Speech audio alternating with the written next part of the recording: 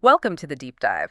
Today, we're really plunging into the mindset of, well, one of the most talked about figures out there, Elon Musk. Yeah, his strategic thinking, his philosophy is pretty unique. Absolutely. And we're using excerpts from a YouTube video, Dangerous Business Advice Elon Musk from Business Motiversity, as our starting point. It's a good source to dig into some of his core ideas. When you look at someone like Musk, I mean, the scale of what he's done is just staggering. It really is. Building an electric car company, then a rocket company. And then launching the car on the rocket. Yeah. Sounds like science fiction. Exactly. It seems hyper impossible. So our mission today is to unpack some of that. The core ideas, the maybe surprising facts, the philosophy driving it all. Yeah, maybe find some insights that challenge how you, the listener, think about business or innovation. Or even the future itself. Right. It's fascinating how one person manages. Well, you mentioned multiple impossible things. How does that work? That's the question. How do you orchestrate like 5 impossible things? We'll try to synthesize those messages, figure out what's really driving that impact. Okay, so diving in. Achieving the hyper impossible often means, challenging conventional wisdom. Definitely. And his take on education is a great example. The source says pretty directly, a college degree, maybe even high school, isn't essential. Well, yeah, it's provocative. The idea is that while a degree can show capability, it's not the only way. It's not a guarantee. Okay. And the source gives those classic examples, right? Bill Gates, Larry Ellison, Steve Jobs. None finished college. Exactly. But you'd obviously want to hire them. Their success came from something else, drive, problem solving, just sheer tenacity maybe. It really does challenge that traditional path narrative. It does. And speaking of challenging things, the source is pretty blunt about starting companies. It calls it difficult and quite painful. No sugarcoating there. Not at all. And the advice, if you need inspiring words, don't do it.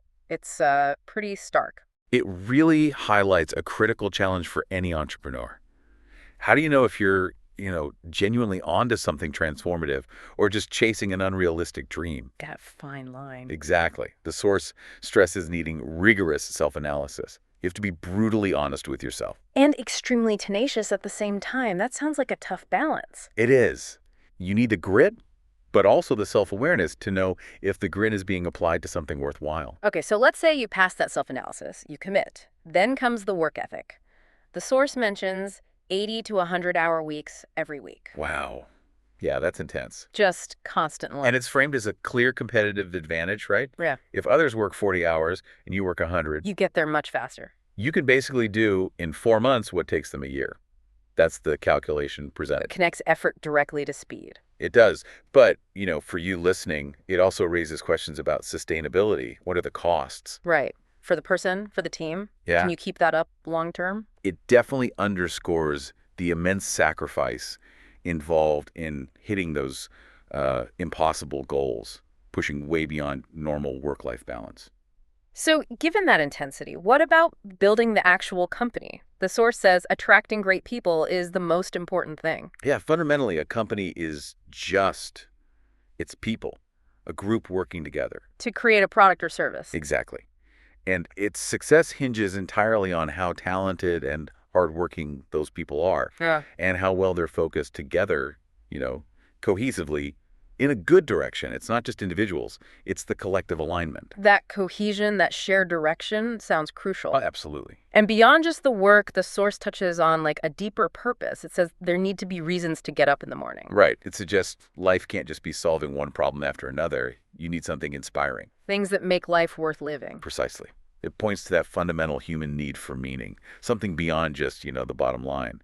Even ambitious ventures need that North Star. And these aren't just theories, right? They come from real-world struggles. SpaceX is a prime example. Oh, absolutely. The source mentions Musk's background, coming from South Africa, using his PayPal money. Yeah, pouring it into these huge dreams. Mhm. And SpaceX faced, incredible hurdles. Like opposition from the Air Force. Yeah, that, nearly going broke, and those launch failures. 3 in a row. Wow. Apparently he said one more failure, and that would have been it for the company. Talk about pressure. Immense. But somehow he sort of succeeded on that one pretty much. Got a good rocket, good price. The story of just extreme tenacity. Learning from near disaster. Right.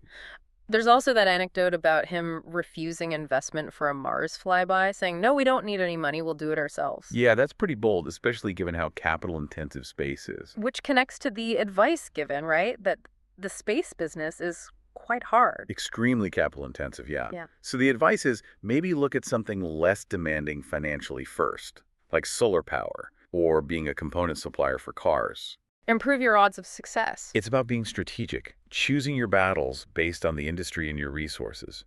Pragmatism. Okay, let's shift a bit. The source also touches on his philosophical side, thinking about the meaning of life since he was a kid. Yeah, and his conclusion is interesting. It's less about finding the answer, And more about trying to understand the right questions to ask, and, bigger picture, increasing the scope and scale of human consciousness. expanding our collective understanding. That's the idea. That pursuit itself provides meaning. Though the source does clarify, doing something useful doesn't always have to be world-changing, right? Simple, high-value contributions are okay. Exactly. It's not all grand visions all the time. Hmm. Practical value matters too. Oh. But when he does look at the big picture, what really affects humanity's future soon?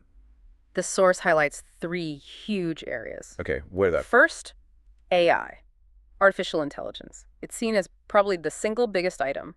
The stakes are incredibly high. It needs to go right to ensure a great future. It's not just tech.